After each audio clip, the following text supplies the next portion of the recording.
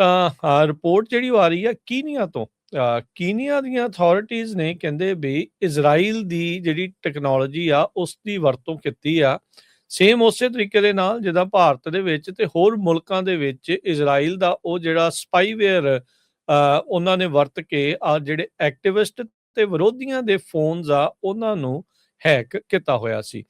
ਉੱਥੇ ਦੀ citizen lab report ਕਰ ਰਹੀ ਆ ਵੀ ਸੈਲੀਬ੍ਰਾਈਟ ਸਾਫਟਵੇਅਰ ਉਸ ਦੀ ਵਰਤੋਂ ਕੀਤੀ ਗਈ ਆ ਕੀਨੀਅਨ ਅਧਿਕਾਰੀਆਂ ਦੇ ਦੁਆਰਾ, ਜਿਹੜੇ ਉੱਥੇ ਇੱਕ ਐਕਟਿਵਿਸਟ ਆ ਉਸ ਦੇ ਫੋਨ ਨੂੰ ਕ੍ਰੈਕ ਕਰਨ ਦੇ ਲਈ, ਉਸ ਨੂੰ ਜਿਹੜਾ ਉਹ ਹੈਕ ਕਰਨ ਦੇ ਲਈ।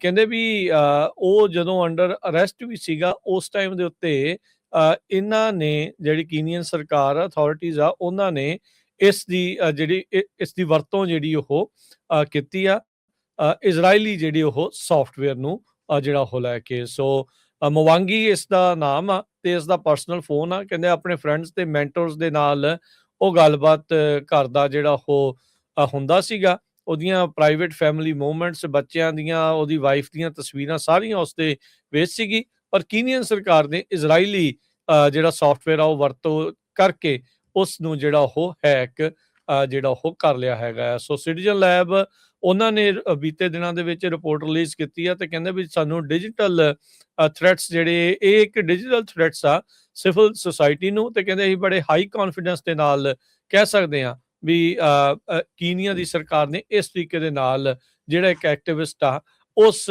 ਦੀ ਜਿਹੜੀ ਸਪਾਈਂਗ ਆ, ਉਸ ਦੀ ਜਸੂਸੀ ਜਿਹੜੀ ਆ ਉਹ ਕੀਤੀ ਆ। ਜਸੂਸੀ ਹੀ ਨਹੀਂ ਕੀਤੀ, ਪੱਕਾ ਹੀ ਉਸ ਦੇ ਫੋਨ ਦੇ ਵਿੱਚ ਘਰ ਕਰਕੇ ਜਿਹੜੇ ਉਹ ਬਹਿ ਗਏ ਸੀਗੇ। ਰਿਪੋਰਟ ਜਿਹੜੀ ਉਹ ਆ ਰਹੀ ਹੈ ਕੀਨੀਆ ਤੋਂ। ਕੀਨੀਆ ਦੀਆਂ ਅਥਾਰਟੀਜ਼ ਨੇ ਕਹਿੰਦੇ ਵੀ ਇਜ਼ਰਾਈਲ ਦੀ ਜਿਹੜੀ ਟੈਕਨੋਲੋਜੀ ਆ ਉਸ ਦੀ ਵਰਤੋਂ ਕੀਤੀ ਆ, ਸੇਮ ਉਸੇ ਤਰੀਕੇ ਦੇ ਨਾਲ ਜਿੱਦਾਂ ਭਾਰਤ ਦੇ ਵਿੱਚ ਤੇ ਹੋਰ ਮੁਲਕਾਂ ਦੇ ਵਿੱਚ ਇਜ਼ਰਾਈਲ ਦਾ ਉਹ ਜਿਹੜਾ ਸਪਾਈਵੇਅਰ ਉਹਨਾਂ ਨੇ ਵਰਤ ਕੇ ਜਿਹੜੇ ਐਕਟਿਵਿਸਟ ਤੇ ਵਿਰੋਧੀਆਂ ਦੇ ਫੋਨਸ ਆ ਉਹਨਾਂ ਨੂੰ ਹੈਕ ਕੀਤਾ ਹੋਇਆ ਸੀ। ਉੱਥੇ ਦੀ ਸਿਟੀਜ਼ਨ ਲੈਬ ਰਿਪੋਰਟ ਕਰ ਰਹੀ ਆ ਵੀ ਸੈਲੀਬ੍ਰਾਈਟ ਸਾਫਟਵੇਅਰ ਉਸ ਦੀ ਵਰਤੋਂ ਕੀਤੀ ਗਈ ਆ ਕੀਨੀਅਨ ਅਧਿਕਾਰੀਆਂ ਦੇ ਦੁਆਰਾ, ਜਿਹੜੇ ਉੱਥੇ ਇੱਕ ਐਕਟਿਵਿਸਟ ਆ ਉਸ ਦੇ ਫੋਨ ਨੂੰ ਕ੍ਰੈਕ ਕਰਨ ਦੇ ਲਈ, ਉਸ ਨੂੰ ਜਿਹੜਾ ਉਹ ਹੈਕ ਕਰਨ ਦੇ ਲਈ।